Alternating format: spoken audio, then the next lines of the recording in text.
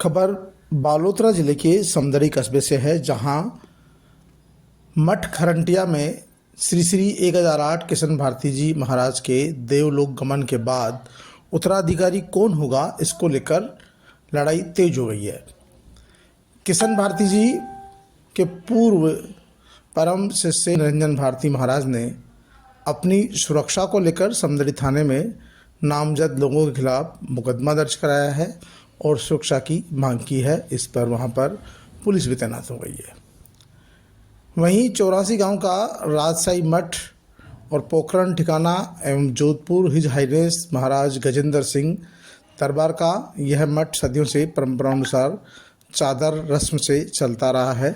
ऐसे में जब किशन भारती जी महाराज का देवलोक गमन हुआ तो उसी दिन सबको ये बात पता थी कि निरंजन दास जी महाराज को किशन भारती जी महाराज ने अपना उत्तराधिकारी घोषित कर दिया है और उस नाते उन्होंने ही सारी रस्में भी अदा की। लेकिन अब वहाँ पर किशन भारती जी के दो दूसरे शिष्य निरंजन भारती और बुद्ध भारती महाराज के उत्तराधिकारी होने को लेकर दो गुटों में बट गए हैं और अब दोनों गुट आमने सामने हैं।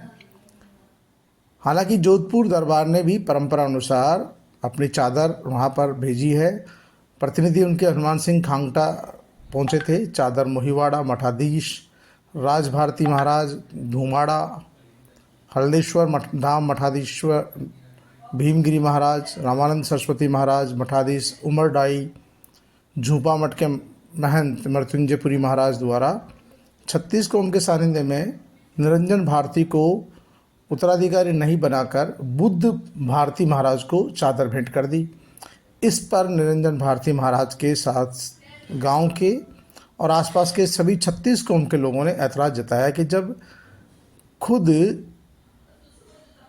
किशन भारती जी महाराज ने ही निरंजन दास महाराज को अपना उत्तराधिकारी घोषित कर दिया था, तो अब यह बदलाव क्यों किया गया है। और इस चादर रस्म का लोगों ने विरोध कर दिया। साधु संतों ने विरोध किया, 36 कौम के लोगों ने विरोध किया और खुद निरंजन भारती ने विरोध करते हुए पुलिस प्रशासन से सुरक्षा की मांग की कि उनकी जान को खतरा है। जब महाराज जी ने मुझे उत्तराधिकारी घोषित कर दिया था तो अब यह ज़रूरत नहीं है। भारती महाराज ने अपनी सुरक्षा के लिए पुलिस जाब्ता मांगा है। पुलिस ने वहां आरएसी के जवान तैनात कर दिए हैं।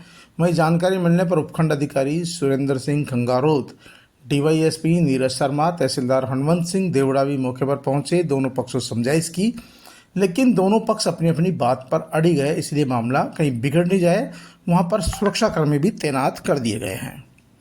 बताया जा रहा है कि निरंजन भारती के पास किशन भारती जी का वसीयतनामा भी है, क्योंकि इस बात को किशन भारती जी महाराज अच्छी तरह से जानते थे कि उनके जाने के बाद इस मठ को लेकर पंगा हो सकता है। इसलिए उन्होंने जीते जी ही अपने शिष्यों में से ही, जिनमें बुद्ध भारती और निरंजन भारती भी थे, उन्होंने निरंजन भारती को अपना उत्तराधिकारी घोषित कर दिया था। उन्हीं के नाम से वसीयतनामा भी बना दिया। भविष्य में किसी तरह की लड़ाई झगड़ा नहीं हो, इसीलिए उन्होंने जीते जी ये सारा काम कर दिया और सार्वजनिक रूप से इसका ऐलान भी कर दिया, घोषणा भी कर दी और काम भी उनको कई लंबे समय से सौंप रखा था।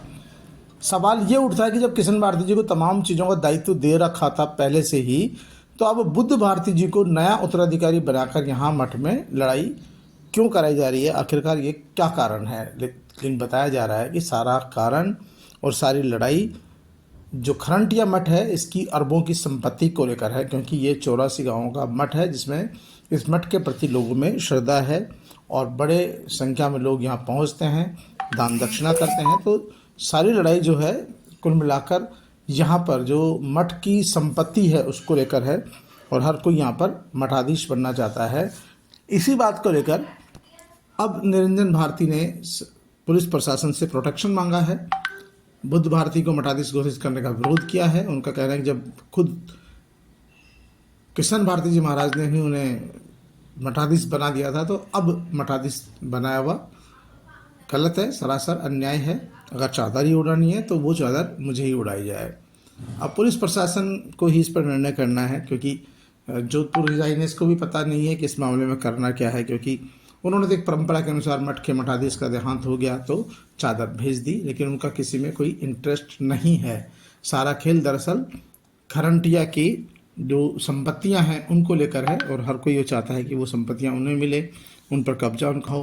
पुलिस यहाँ पर तैनात रहेगी, पुलिस बल यहाँ तैनात है कि किसी तरह का विवाद नहीं हो, क्योंकि जो वहाँ महंत जो थे, मठ में जो साधु संत थे, वो भी दो गुटों में, एक गुट के साधु संत निरंजन भारती जी के साथ है तो दूसरे गुट के साधु संत बुद्ध भारती जी के साथ है।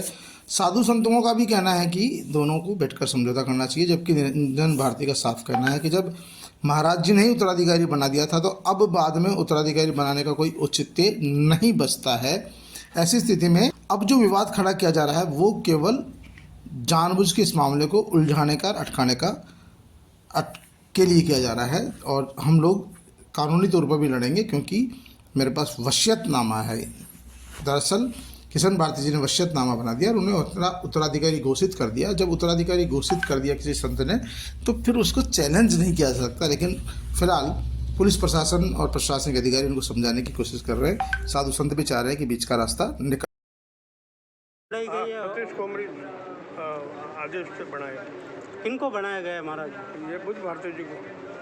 इसमें बाबूजी किन किन समर्थ जातियों का सहयोग रहा है? जाति राजपूत है, माड़ी है, रबारी है, सौंदरी है, मेघवाड़ है, भील है, सब जाता हूँ। आपका विराजना गुरुदेव? मेरा मोईवाड़ा मठ है। अभी वर्तमान में जो बुद्ध भारती जी को मठाधीश घोषित किया गया है तो कोई आपत्ति किसी ने कोई जताई? नहीं, कोई आपत्ति है बीजी कोई करता भी पण घनी कोई आपत्ति नहीं है, सब पर सौताड़ा वालों ने बनाया है। हाँ।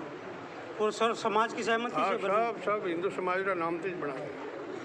आगे जो भी कार्य होगा जो बुद्ध भारती के साथ करी है, बुद्ध भारती जी करी। हाँ, ये 90% इसके सहमत नहीं है और ये शिष्य यही है बुद्ध भारती।